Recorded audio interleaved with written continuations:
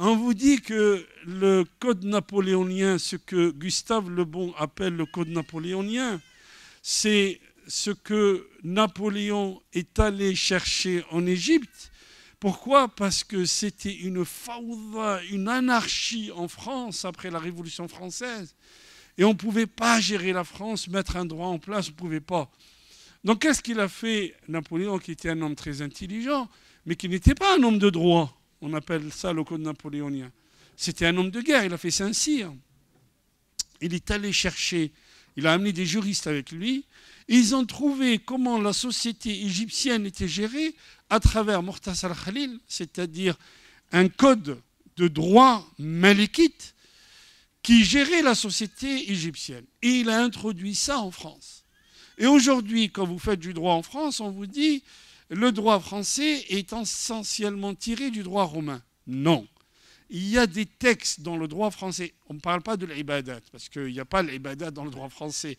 On parle dans le mu'amalat. Okay, question de droit sur... Par exemple, vous savez que le divorce n'existait pas en France, alors que le divorce existe chez les musulmans.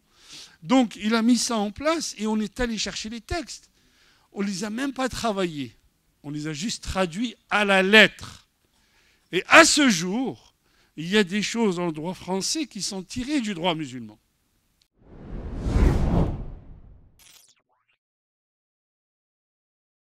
Tout à l'heure, j'ai bu un café avec un frère. Je dis, est-ce que tu sais d'où vient le mot café? Quelqu'un sait? De l'arabe? Dites-moi. Allez, dites-moi. Kahwa? Kahwa, ouais. Et pourquoi café alors? Parce que c'est les Turcs qui l'ont introduit en Europe. Et les Turcs, ils disent kahvé. Et le mot kahvé est devenu café. En 1683, il y a eu le siège de Vienne par les Ottomans. Les Ottomans ils faisaient peur à l'époque, hein, vraiment, ils faisaient peur. Et donc, ils ont fait le siège de Vienne, le deuxième siège de Vienne, qui a duré à peu près 2 mois. Il a duré du 12 juillet jusqu'au 14 septembre 1683. Et en partant, en fait, ils ont levé le siège parce qu'ils n'ont pas réussi à avoir les ressources nécessaires. Donc, ils ont levé le siège, ils sont repartis à Constantinople, à Istanbul. Et qu'est-ce qu'ils ont laissé dans le campement qu'ils ont laissé? Ils ont laissé du café. Les Viennois, quand les Turcs sont partis, sont venus chercher dans le camp des musulmans et ils ont trouvé ça, des graines de café. Ils l'ont édulcoré avec du lait. Et ils ont trouvé des gâteaux. Les gâteaux en forme de l'emblème des musulmans. Et l'emblème des musulmans, c'est quoi? C'est le croissant. Et du coup, les viennoiseries viennent de là. Le café au lait croissant, c'était la boisson préférée des rois, et ça vient des musulmans. Vous allez me dire pourquoi ils nous racontent ça. Pour vous dire que les musulmans ont beaucoup apporté à l'Europe, beaucoup. Je vous donne un autre exemple. Al-Ma'moun, c'est le fils de Haroun al-Rachid. Al-Ma'moun, il s'est bagarré avec son frère pour le pouvoir. Et ça existe depuis la nuit des temps. Donc ne soyez pas étonnés quand vous voyez des musulmans qui se battent pour le pouvoir. C'est normal. Il s'est battu avec son frère pour le pouvoir et il a réussi à avoir le pouvoir. Al-Ma'moun, il a créé ce qu'on appelle Dar al-Hikma en Irak. Dar al-Hikma, c'est quoi? Qu'est-ce qu'il faisait? Tout ce qui était intéressant en science, il le ramenait à Dar al-Hikma, à Bagdad. Et il a pris des traducteurs. Et parmi les traducteurs, il y avait beaucoup de nestoriens. Les nestoriens, c'est des chrétiens d'Orient. Il a ramené des chrétiens d'Orient pour traduire. Qu'est-ce qu'ils ont traduit? Ce que les Indiens ont écrit, ce que les Grecs ont écrit. Et on a traduit la pensée des Grecs. Ptolémée, Aristote, tout ce qui est philosophie grecque existait en Irak au 8e siècle à peu près. Cette science s'est développée à travers tout le monde musulman, donc en Égypte, en Afrique du Nord, en Andalousie. Au XIIIe siècle, en Andalousie, qu'est-ce qu'on a fait? On a fait le sens contraire. C'est-à-dire qu'on a pris cette science qui a été traduite par les musulmans du grec à l'arabe et on l'a traduit de l'arabe au latin. Et c'est comme ça que la pensée grecque, que tout le monde vous dit aujourd'hui, l'Europe tient de la Grèce antique, l'Europe tient des Romains, s'est développée en Europe. C'est comme ça que cette science s'est développée en Europe. Alors, Aujourd'hui, regardez, aujourd'hui on fait une polémique sur la baya en France. Est-ce que vous savez d'où vient le mot jupe? Il vient de djoubba. Est-ce que vous savez d'où vient le mot chemise? Il vient de qamis. Donc les gens, la baya, c'est pas notre culture. Mais tu es en train de prendre des millénaires de culture musulmane que tu as intégrées dans ta vie. On vous dit que le code napoléonien, ce que Gustave Le Bon appelle le code napoléonien, c'est ce que Napoléon est allé chercher en Égypte. Pourquoi? Parce que c'était une fawda, une anarchie en France après la Révolution française. Et on ne pouvait pas gérer la France, mettre un droit en place, on ne pouvait pas. Donc qu'est-ce qu'il a fait Napoléon, qui était un homme très intelligent, mais qui n'était pas un homme de droit? On appelle ça le code napoléonien. C'était un homme de guerre, il a fait Saint-Cyr. Il est allé chercher, il a amené des juristes avec lui. Ils ont trouvé comment la société égyptienne était gérée à travers Mukhtasar Khalil, c'est-à-dire un code de droit malékite qui gérait la société égyptienne. Et il a introduit ça en France. Et aujourd'hui, quand vous faites du droit en France, on vous dit le droit français est essentiellement tiré du droit romain. Non. Il y a des textes dans le droit français. On ne parle pas de l'ibadat, parce qu'il n'y a pas l'ibadat dans le droit français. On parle dans le mu'amalat. Okay, question de droit sur... Par exemple, vous savez que le divorce n'existait pas en France, alors que le divorce existe chez les musulmans. Donc, il a mis ça en place et on est allé chercher les textes. On ne les a même pas travaillés. On les a juste traduits à la lettre. Et à ce jour, il y a des choses dans le droit français qui sont tirées du droit musulman. Je vous dis ça, quand on m'a contacté pour ça, on m'a dit, il y a une vidéo de vous qui a fait le buzz. Je dis laquelle? Parce qu'on en a fait des vidéos. En fait, un jour, j'ai fait une démonstration entre l'héritage en islam, l'héritage en France et l'héritage chez les juifs. Et dans l'héritage, entre les trois législations, j'ai donné des cas et j'ai dit, expliquez-moi combien la femme elle prend ici, combien la femme elle prend ici, et combien la femme elle prend là. Et en fait, dans la vidéo, vous voyez que celui qui respecte le plus la femme, c'est quel droit? C'est le droit musulman. Et le droit français ne donne rien à la mère s'il y a des enfants. Il ne donne rien à la mère. Alors le droit juif, je ne vous dis même pas, la femme, elle n'hérite pas. Point, zéro. Elle n'hérite pas. Alors pourquoi je vous dis tout ça? Je vous dis tout ça pour vous dire que nous avons un océan de savoir dans le Coran. Sauf que les musulmans, ils n'apprennent pas. Les musulmans, on leur dit des choses sur leur culture, sur leur savoir, sur notre héritage, mais les musulmans ne savent pas. Mais comment on peut savoir, vous allez me dire? Ben là, ça c'est l'occasion de savoir. L'Institut est fait aussi pour ouvrir les esprits sur ce qu'on a occulté pendant des siècles. On a dit aux musulmans, vous ne connaissez rien, vous n'avez pas de culture, vous n'avez pas d'histoire. Et la meilleure façon de vous effacer de l'histoire et effacer votre histoire de votre mémoire, c'est de faire ce blackout sur votre histoire. Or, votre histoire, elle est millénaire et elle a civi le monde parce que le droit français qui est tiré du droit musulman, il a inspiré des milliers de droits dans le monde. Enfin, des milliers, j'exagère. Des dizaines d'États sont inspirés du droit français qui lui-même est inspiré de la charia. Alors on vous dit la charia, couper les mains. Tout à l'heure, je discutais avec des frères ici. Le mot religion, moi, j'aime pas utiliser ce mot. Parce que ceux qui vous vendent la religion, ils veulent que vous sépariez les choses. C'est-à-dire la religion, c'est la religion. Que dit la religion sur ça? L'islam, c'est pas... La religion, ça a été... Le mot religion, c'est relegere, relier les gens. C'est un mot qui a été inventé par César pour différencier entre ce qui est à César est à César, ce qui est à Dieu est à Dieu. Chez nous, c'est pas ça. D'abord, nous, on ne dit pas religion, on dit din. Din min ad-dain, maliki yawmi din, c'est-à-dire le jour où tu rendras les comptes. Et din, c'est parce que Allah nous a créés et nous avons une dette envers Allah. Et Allah nous a tout donné. Il nous a tout expliqué. Fait le Coran, comment gérer tout. Les ventes, les achats, zakat, c'est quoi?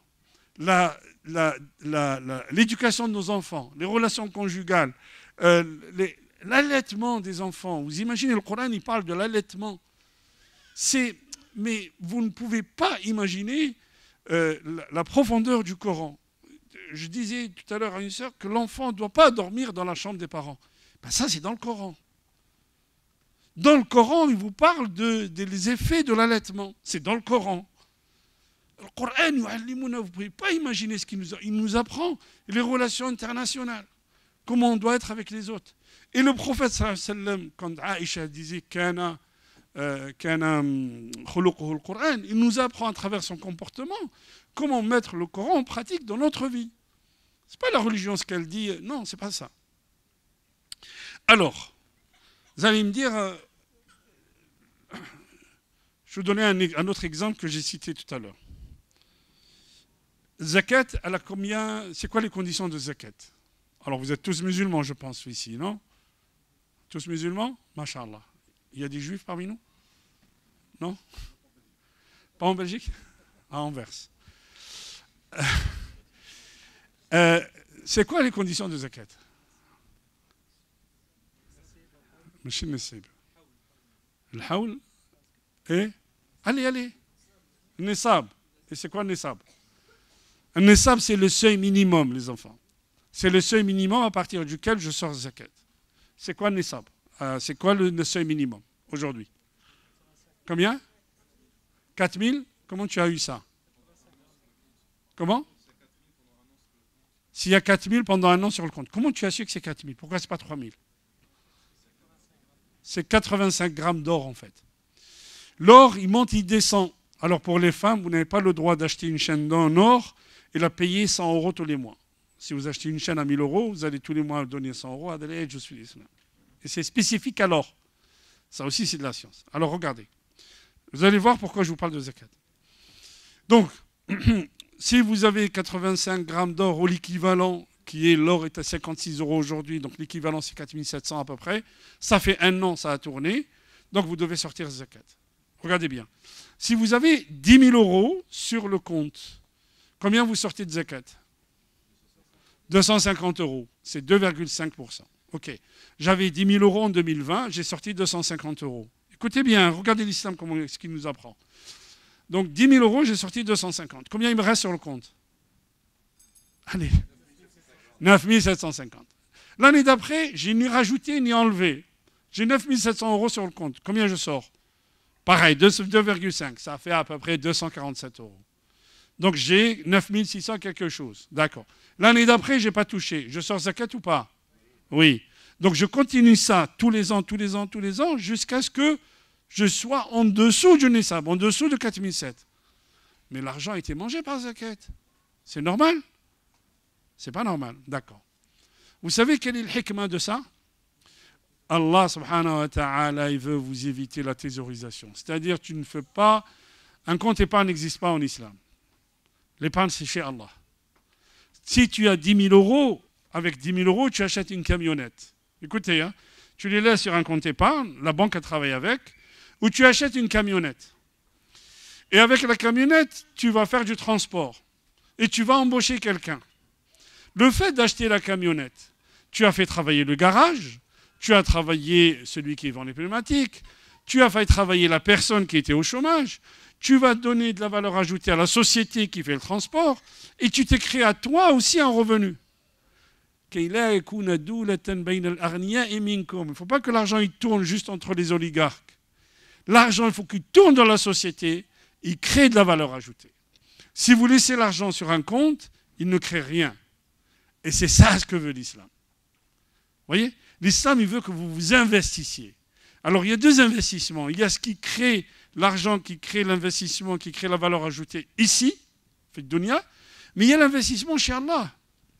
Et Allah, il a promis que si tu investis 1, il te donne jusqu'à 700. Donc, tu investis 100 €, Allah subhanahu wa ta'ala, il te donne 7000, l'équivalent d'avoir dépensé 7000. Mais quand tu les dépenses pour Allah. Le prophète, il a dit, quand la personne décède, elle laisse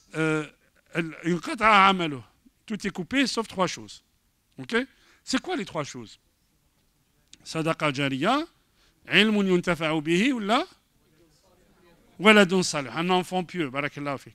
L'ilm, quand on parle de la science. Écoutez bien. Imaginez, je finance quelqu'un, Ibn Hazm dit, et ça c'était dans, je vais revenir sur l'histoire des musulmans.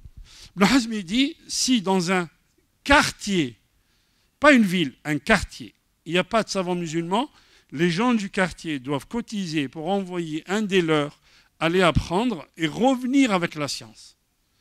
Si dans un quartier il n'y a pas de médecin, il faut qu'on envoie quelqu'un pour être médecin et revenir. Donc ce n'est pas normal qu'on n'ait pas d'imam qui nous apprend. Bon, quand on dit l'imam, c'est qu'on n'ait pas de savant qui nous apprend. Donc l'ilm, regardez, regardez la science. Imaginez, vous avez pris en charge quelqu'un qui apprend, qui va devenir un savant. Ce savant va enseigner aux gens. Vous avez payé sa scolarité, par exemple, pendant 2, 3, 4 ans. Il va devenir savant. Il va apprendre aux gens. Et ces gens vont apprendre à leur tour à d'autres gens. C'est exponentiel, en fait. Ce que vous avez investi, vous avez investi en une personne, c'est devenu des milliers de personnes grâce à votre investissement. Donc, quand vous donnez 200, 500 000 euros à un institut, ce n'est pas 200 euros que vous avez donné. Vous avez donné pour les générations futures. Et quand vous arrivez chez Allah, Allah il dit, tu vois les 200 euros que tu as, regarde ce que ça a fait. Ça a fait des milliers de gens qui ont appris, et grâce à toi qui as formé cette personne, qui a transmis à 10, 20, 30, 40, 100, les 100 ont transmis ça, chacun à 80, 100, multiplié. C'est exponentiel. Et quand tu investis pour Allah, c'est que tu as un compte épargne qui ne faillit jamais. Tu arrives chez Allah, Yawmiddin, Maliki Yawmiddin. Quand tu arrives chez Allah, tu trouves ça. Alors, je vais finir sur un point, parce que ce n'est pas les discours. Je vais finir sur un point. Il y a un élément chez les musulmans que nous avons perdu, parce que c'est fait exprès aussi qu'on perde ça. Il y a ce qu'on appelle le waqf. Qui sait ce que c'est le waqf? Dites-moi. Vas-y, la sœur là-bas.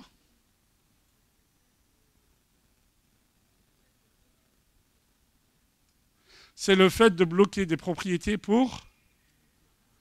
D'accord. Savez-vous que Harvard, c'est un waqf? Les gens ont investi le droit musulman, ils ont vu des perles, et ils les ont pris pour eux. On l'a délaissé. Je vous explique ce que c'est le waqf. Quand les musulmans construisaient une mosquée, une mosquée, ce n'est jamais fait juste pour faire la prière. Ça n'a jamais existé dans l'islam, ça. Généralement, une mosquée, c'est un lieu de rencontre, c'est un lieu de science, c'est un lieu où on apprend.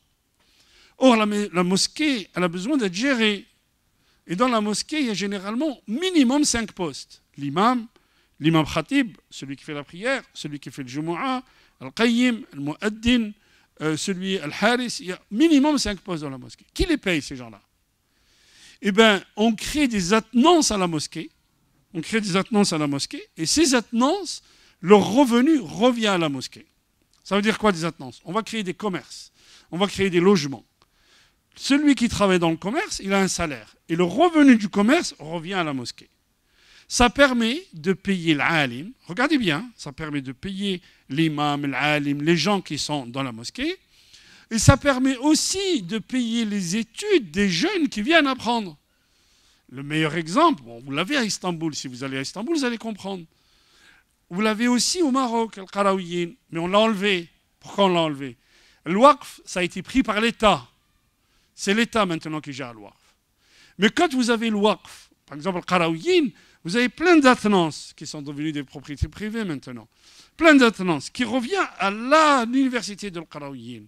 Et vous savez combien de gens sont venus à Al-Qarawiyyin apprendre? Vous savez combien de gens?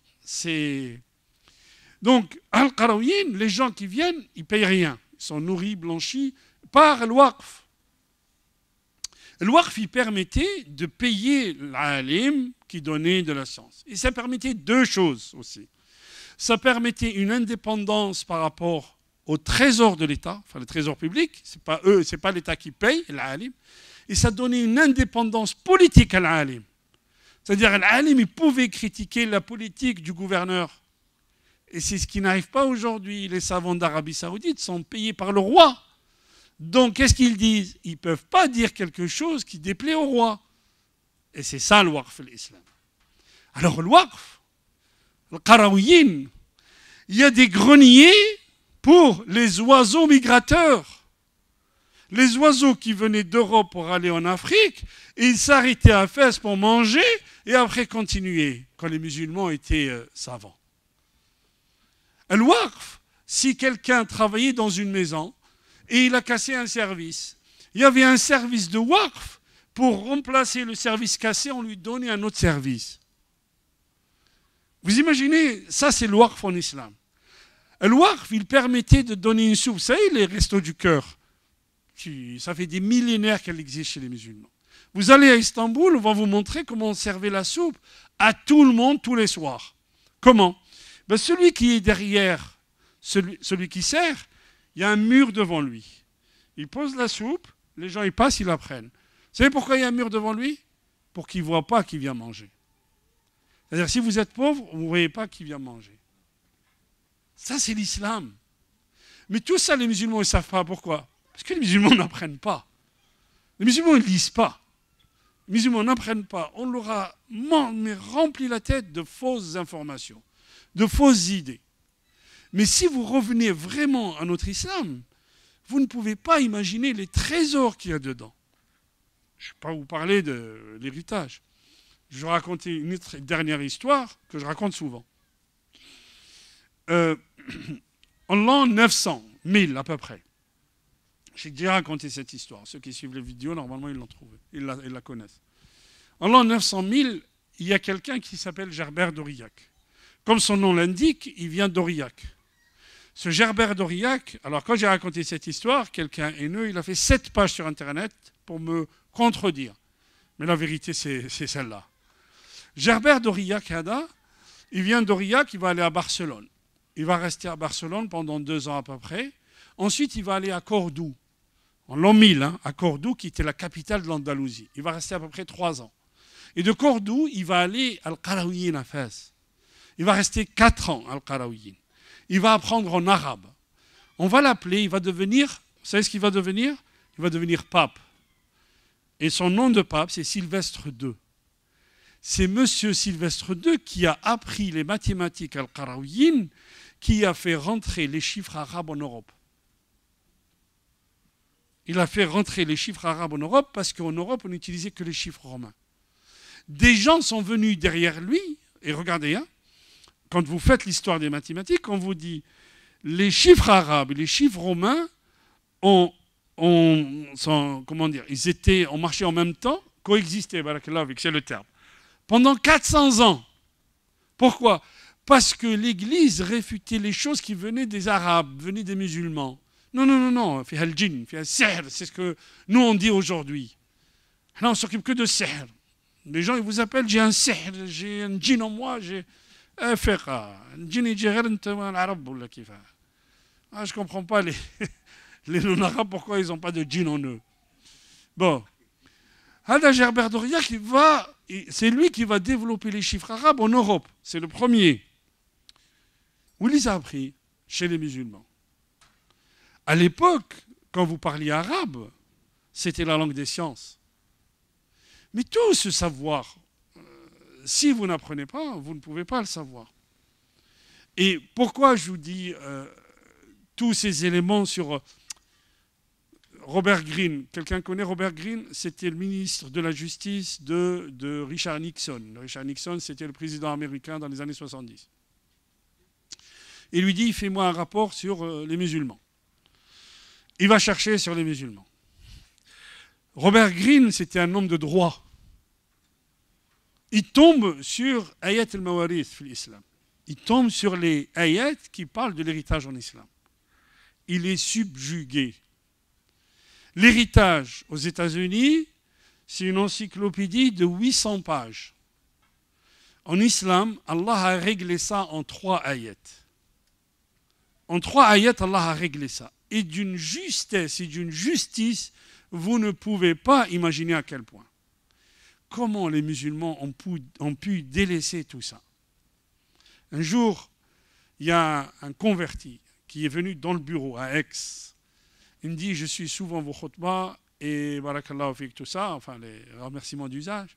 Après, il me dit quelque chose. Il me dit, Wallah, devant Allah, vous les musulmans, je vous tiens comme responsable. Pourquoi? Parce que quand j'ai découvert l'islam, j'étais dans les ténèbres, comme ça il me dit. Je pleurais tous les soirs. J'étais dans les ténèbres. Et je découvre l'islam, mais alors, un trésor. Mais vous les musulmans, vous ne le dévoilez pas aux gens. Vous ne le montrez pas aux gens.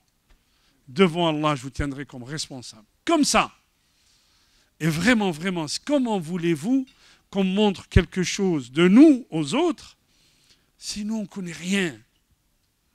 Si nous, on ne sait rien sur nous. On ne sait rien sur notre culture. On ne sait rien sur notre islam. Ben, l'Institut, c'est ça. L'Institut, il essaye de mettre une graine. De mettre une graine pour les générations futures. Si j'investis dans l'Institut, j'investis pour les générations futures.